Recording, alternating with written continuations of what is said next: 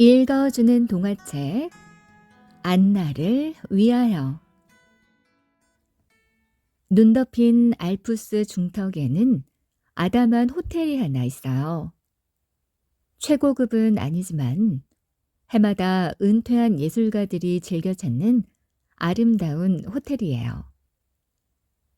객실 테라스에 앉아 하루 종일 만년설을 바라보는 사람, 정원 벤치에 앉아 그림을 그리는 사람, 텅 빈 노천 카페에서 피아노를 연주하는 사람. 알고 보면 다들 한때는 꽤 잘 나가던 예술가들이랍니다. 얀이라는 노인도 그중 하나예요. 한창 때는 어딜 가나 기자들이 따라다닐 만큼 유명한 영화 감독이었죠. 하지만 지금은 그저 평범한 노인처럼 보인답니다. 얀은 주로 호텔 주변을 거닐며 하루를 보낸답니다. 누군가 인사를 건네면 얀은 고개를 휙 돌려버리곤 해요.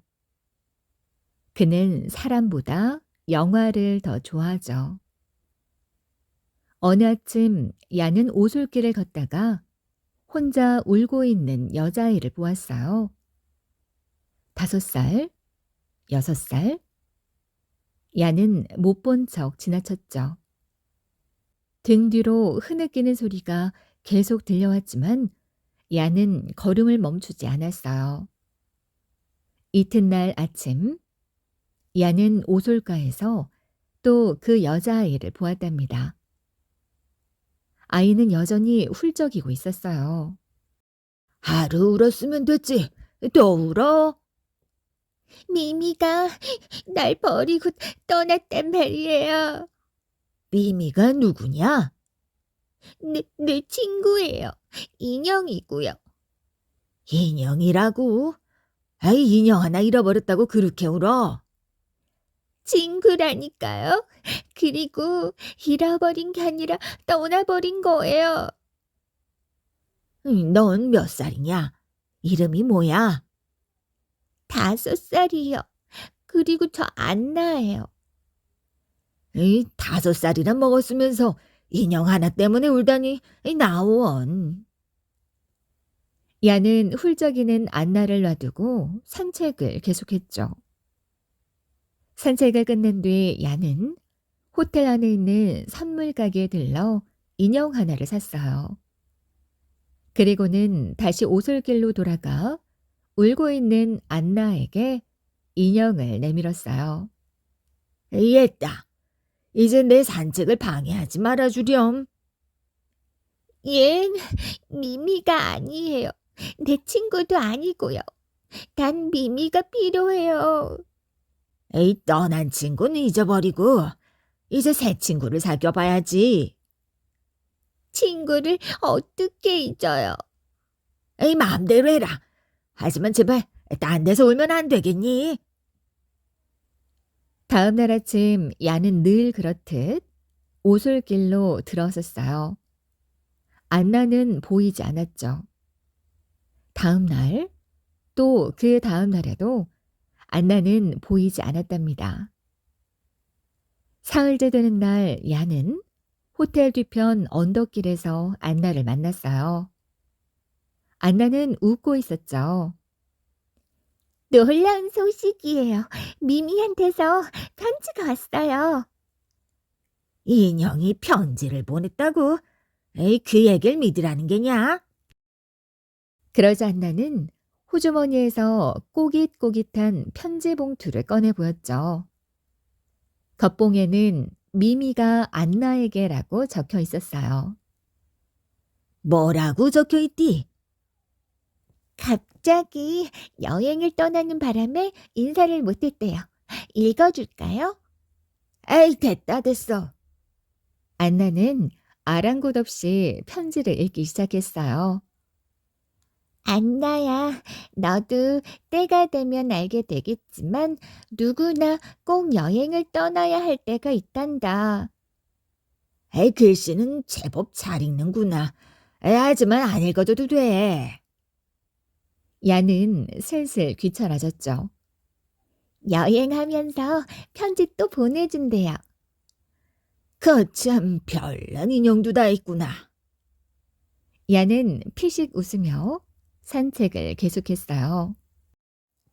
이틀 뒤에 야는 호텔 정원에서 안나를 만났답니다. 또 편지가 왔어요. 기차 타고 멀리 가고 있대요. 기차 여행은 피곤한데 경치는 정말 끝내준대요. 나더러 기차 여행을 꼭 해보래요. 정말 멋진 친구죠. 기차 여행이라 해볼만 하지. 야는 무뚝뚝하게 대답하고는 다시 산책길로 향했죠. 야는 2, 3일에 한 번꼴로 안나를 만났답니다. 만날 때마다 안나는 미미 이야기를 들려주었어요. 주로 어디에서 무엇을 봤는지에 대한 이야기들이었죠. 정말 궁금해요. 미미가 본 것들을 나도 보고 싶어요. 사진이라도 보내주면 참 좋을 텐데. 미미는 사진 찍을 줄 모르는 모양이구나. 참 인형이었지? 내 친구라니까요. 안나는 뾰로통해져서 돌아갔어요. 얀이 안나를 만난 건 일주일 뒤였죠. 안나는 잔뜩 흥분해 있었답니다. 미미가 사진 찍을 줄 모른다고 하셨죠? 맞아요. 하지만 이것 좀 보세요. 그림은 정말 잘 그려요. 안나는 미미가 그렸다는 그림을 보여주었어요. 동유럽의 어느 성당을 그린 그림이었죠. 제법이구나. 나더러 그림을 배우래요. 사진보다 훨씬 재밌대요. 그런데 누구한테 배우지? 안나는 다시 시무룩해졌어요. 그때 얀이 손가락으로 어딘가를 가리켰죠. 저기 정원 벤치에 앉아있는 할머니한테 한번 가보렴. 저 할머니가 누군데요? 옛날에 아주 유명했던 사파가였지. 안나는 잠시 망설이다가 정원 쪽으로 다가갔어요. 얀은 끙 하고 몸을 일으키더니 또 산책을 시작했답니다. 닷새가 흘렀어요. 얀이 산책로로 들어서자 안나는 기다렸다는 듯이 달려왔죠. 이번에는 편지도 그림도 아닌 악보를 보여주었어요. 정말 놀랍지 않아요? 미미가 작곡을 배우기 시작했대요. 악보 맨 위에 안나를 위하여라는 제목이 적혀 있었어요. 할아버지, 악보 읽을 줄 아세요? 야는 도리도리 고개를 저으며 또 어딘가를 가리켰죠. 저 노점 카페에 가보렴. 피아노 치는 할아버지가 보일 게다. 이 정도 악보쯤은 얼마든지 연주할 수 있을 게야. 안나는 설레는 표정으로 노천 카페를 향해 달렸어요.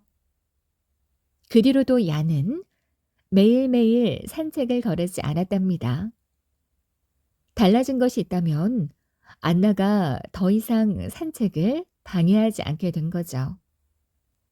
그 대신 안나는 정원 벤치에서 할머니와 함께 그림을 그리거나 노천 카페에서 피아노를 배웠어요. 산책이 끝날 즈음 야는 어느 객실 테라스를 올려다보았죠. 거기엔 늘 파이프를 입에 문 채 만년설을 바라보는 노인이 앉아 있었답니다. 그는 젊은 시절 신문에 자주 오르내리던 작가였어요. 얀이 손짓을 하자 작가는 고개를 끄덕이며 일어섰죠. 해질 무렵 얀은 작가와 함께 나란히 벤치에 앉아 노을을 감상했어요. 얀이 작가에게 불쑥 말했죠. 편지는 계속 보내주고 있지. 작가는 고개를 끄덕이며 되물었어요. 저 아이가 언제까지 믿어줄까? 몇 살쯤이면 알게 될까? 난들 알겠나. 어쩌면 저렇게 쭉 믿으면서 살아갈 수도 있겠지. 평생 그랬었네만, 인형 입장에서 써보기는 처음일세. 아무튼 좋은 배역을 맡았구먼. 헌데, 그치는 어떻게 구성하고 있나? 그치는 생각해보지 않았네. 당분간은 미미 역할을 쭉 하려고. 아마 저 사파가 할 몸도 피아노 치는 양반도 마찬가지일걸. 그럼 나도 연기를 계속 해야겠구먼. 그래야겠지. 우리가 이 나이에도 여전히 제 역할을 할 수 있다는 게 고맙지 않나?